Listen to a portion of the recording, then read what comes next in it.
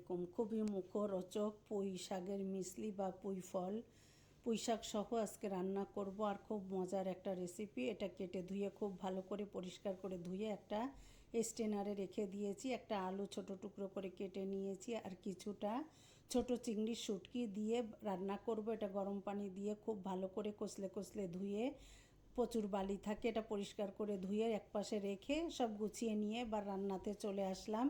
একটা শুকনা ঝাল একটু 2 ভাগ করে দিয়ে দিলাম, 3টা ছোট তেজপাতা দিয়ে দিলাম, একটা গোটা রসুন এভাবে কুচি করে দিয়েছি, আর দিয়েছি 1/2 টেবিল চামচ পরিমাণ আস্ত জিরা দিয়ে তেলের সাথে খুব ভালো করে ভেজে নিলাম। আর শাক রান্নার ক্ষেত্রে তেলটা একটু বেশি ব্যবহার করতে হয়। দিয়ে এবার সমস্ত উপকরণ একটু ভেজে নিয়ে, যে চিংড়ির শুটকিটা আমি আগে থেকে ধুয়ে পরিষ্কার করে রেখেছি এটা দিয়ে কিছু সময় ভেজে নিয়ে লাল মরিচের গুঁড়া দিয়ে দিলাম, হলুদ 1/2 টেবিল চামচ পরিমাণ, জিরার গুঁড়া, লবণ স্বাদ মতো, আর হলুদের গুঁড়া দিয়ে খুব ভালো করে মশলাটাকে কষিয়ে নিচ্ছি। একটু কষানোর পরে বরাবরই কিন্তু আমি রান্নাতে গরম পানি ব্যবহার করি, সামান্য একটু পানি দিয়ে আর একটু কিছু সময় কষিয়ে নিয়ে আমি আগে থেকে যে ধুয়ে পরিষ্কার করে রেখেছি এই আলু এখানে দিয়ে দিলাম। আর আলুটাকেও আমি এভাবে ছোট টুকরো করে নিয়েছি।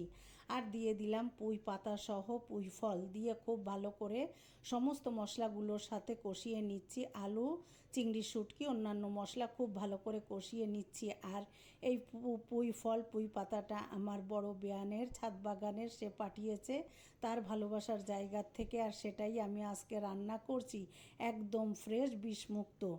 এভাবে আমি এবার দিয়ে সমস্ত উপকরণ মিশিয়ে ভালো করে নাড়াচাড়া করে ঢাকনা দিয়ে 10 মিনিট মিডিয়াম আঁচে রান্না করেছি। একটু ঝোলঝোল চাইলে আপনারা রান্না করতে পারেন, আমি একদম শুকনা করে রান্না করে নিয়েছি। আর সারাদিন রোজা করার পরে এই খাবারগুলো যে কি অসাধারণ।